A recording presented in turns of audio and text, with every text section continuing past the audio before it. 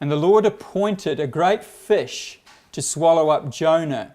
And Jonah was in the belly of the fish 3 days and 3 nights. And we know that Yeshua applied this to himself as the Messiah of Israel. And by extension, all of Israel is in that whale, is in that fish. It could be Ouroboros, which relates to Leviathan and the seas. We'll see later. Let's move on. Now It's a lot like Jesus, or Yeshua, because he was also asleep in the boat, and he was metaphorically, in a sense, thrown overboard, and when he was thrown out of the camp, so to speak, and crucified, he was 3 days and 3 nights in the heart of the earth.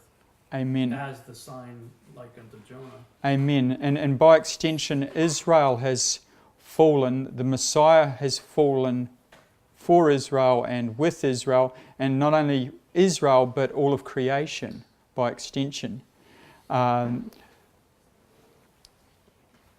Now, in Matthew 14, we read about the disciples on the Sea of Galilee.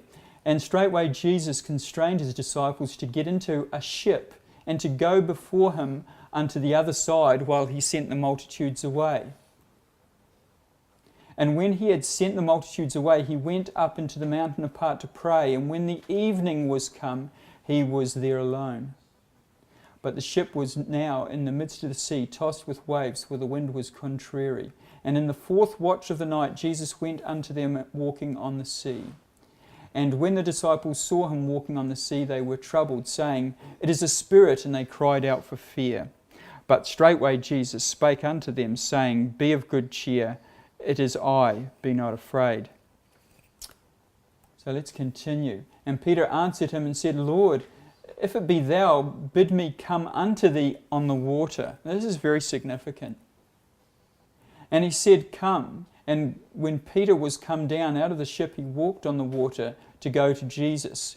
So here he is, he's going out of the ark and he's walking on the water with the Mashiach.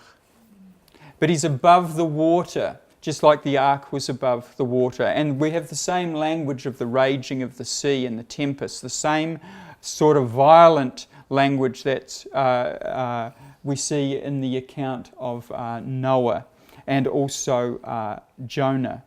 And so this is related to the last days when Satan will be cast out of heaven.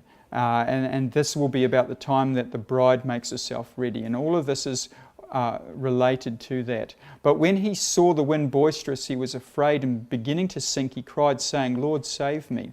And immediately Jesus stretched forth his hand and caught him, and said unto him, O thou of little faith, wherefore didst thou doubt? And when they were come into the ship, the wind ceased. Then they that were in the ship came and worshipped him, saying, Of a truth thou art the Son of God. And when they were gone over, they came into the land of Gennesaret. So